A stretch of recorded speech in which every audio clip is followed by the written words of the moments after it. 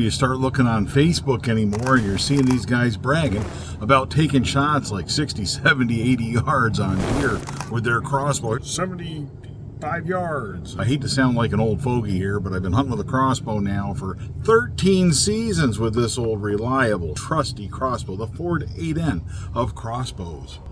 Bunjie. So big it doesn't even fit in a frame here. This isn't the only crossbow that is part of the Death by Bunjie family of crossbows, of course, but it is the old reliable crossbow. And going back all that time with this crossbow, 30, 35 yards, really stretching it with this older, slower model. No doubt more modern crossbows can take those longer shots. They've got the speed, they've got the energy. Let's talk about that in this video. Should you be taking those shots? I am not going to preach to you. I am not going to give you a number and say don't shoot beyond this yardage. I'm not going to give you any of that. I'm just going to give you some food for thought. Maximum effective range is what we're talking about here. Really, to me though, and to Bunjie, really what we're talking about is accuracy. You've heard me say before, and I've written about this in my books, accuracy is number one with crossbows. Accuracy is real important. If you can't put the arrow where it's supposed to be, you're really not going to be as effective as you would otherwise want to be out there in the crossbow woods. To me, accuracy is real simple. Accuracy is my arrow hit where I was aiming. My point of impact is the same as my point of aim. Right where I was aiming is where the arrow went. Anything other than that is not accurate. That's it. It's pretty simple. Deer have a chance of ducking a string and moving. I've done other videos on that. Check them out. Very important stuff. We got the train going through right now, but in the 60-yard backyard, you don't have to worry about maximum effective range all that much, do you? I put targets out at 60 yards. If I can hit a baseball-sized target out at 60 yards, I think I'm doing pretty good. I think, yeah, that's my maximum effective range, right? The problem is that those targets don't move, do they? All right, the train's about done there. The difference when we're hunting is that our maximum effective range, it isn't just our skill level, right, that determines how far we can comfortably shoot. You know, how steady you can pull the trigger, how steady you can hold the crossbow, how good your eyesight is, your nerves, all that good stuff. The animal plays a role in it as well. That's the problem when we get out in the crossbow woods, isn't it? With an older, slower crossbow like this, with the heavier arrows that I like these days on this crossbow at least, then we're shooting around 260 feet per second or so. That is ridiculously slow. Now, hold on. I still got something for everybody else in this video. We're going to talk about modern stuff too. Don't you worry. Don't click off of this video just yet. I understand that almost nobody watching this video is shooting that slowly. Right? I understand even compound bow guys are shooting 300 feet per second now. This is a dinosaur, I get that. 13 seasons. You can't make it faster, right? In fact, it only gets slower because in order to increase penetration, I'm using heavier arrows. So shooting around 260 feet per second, this crossbow really has a maximum effective range, in my opinion, of about 20 yards, right? With its current arrow setup. Now, the reason I say this is not because of energy. There's plenty of kinetic energy, plenty of slugs of momentum generated by the current arrow setup with this crossbow. I'm shooting 260 feet per second or so, 563 grain zombie slayers. That's including the 150 grain swhacker broadhead on the end. And that gives me around 0.65 slugs of momentum. To me, that's plenty enough to kill white-tailed deer. It goes through deer, no problem. It's not the penetration or the energy that is at issue. It is the deer moving, jumping the string, ducking the string after that shot takes place. Now, deer aren't magic, right? There's a science to this. There is math involved in this. They can only do so much. There's no magic involved, and really there aren't any surprises involved, despite what some other people will tell you. You pull the trigger on your crossbow, that sound has to travel to the deer. That takes a certain amount of time. The deer have to hear it, and their brain has to recognize it and send signals to the muscles. That also takes a certain amount of time. So this doesn't take an awful lot of time, but it takes a certain amount of time. It's calculable, right? It's not like some deer are magic and can do it even faster than most other deer, right? That's not how that works. It's basically the same deer after deer. In Maryland this year, right? I took a shot at a doe that was approximately 27 yards away.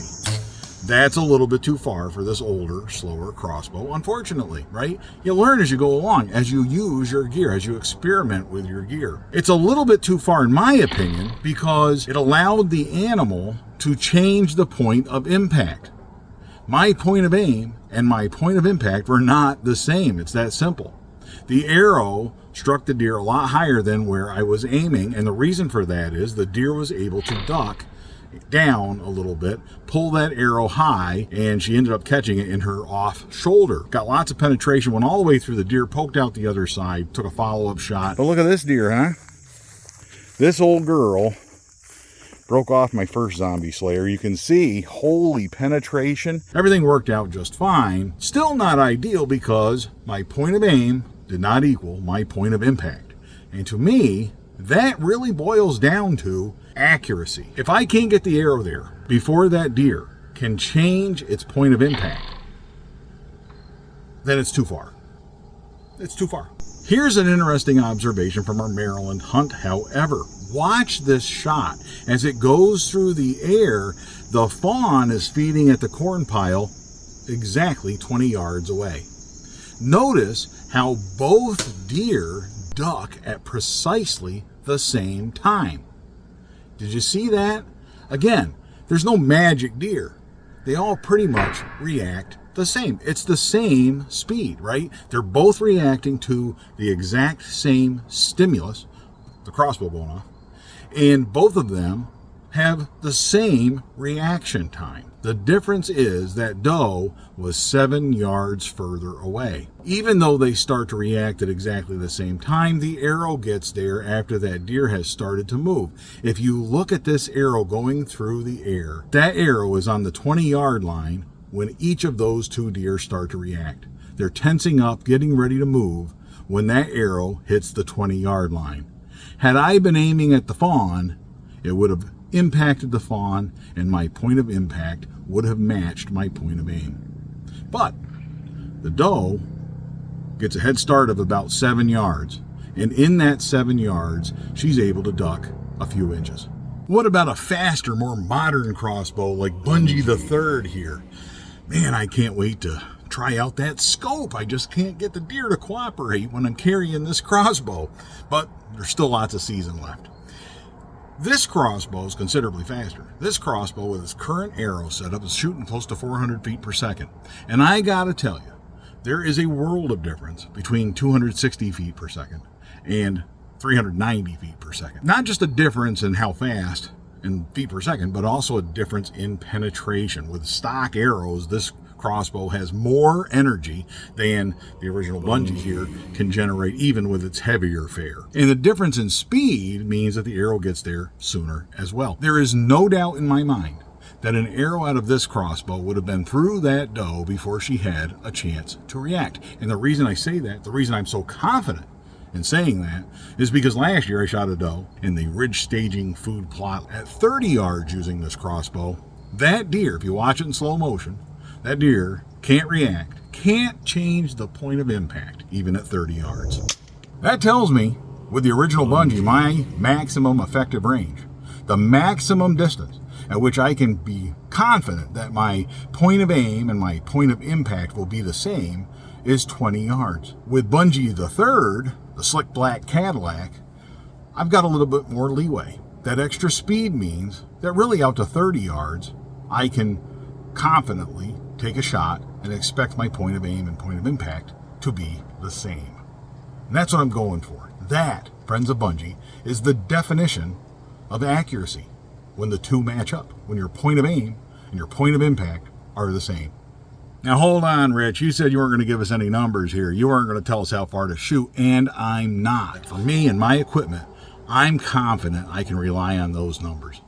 Faster equipment, you can come up with some little bit longer numbers, right? Farther out numbers.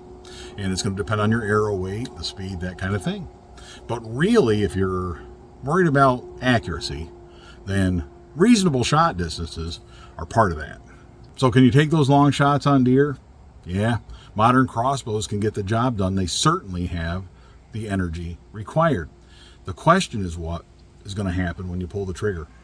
And I feel bad about this, I really do, but I suspect for every one of those deer that got shot at 70 yards, and you got some guy bragging about it on Facebook, for every one of those deer, there's a handful more where the ending was not nearly as good. Focus on getting those shots set up at distances where you can really be confident that you're going to make a good shot. Good luck out there, and until next time, all hail Bunjie.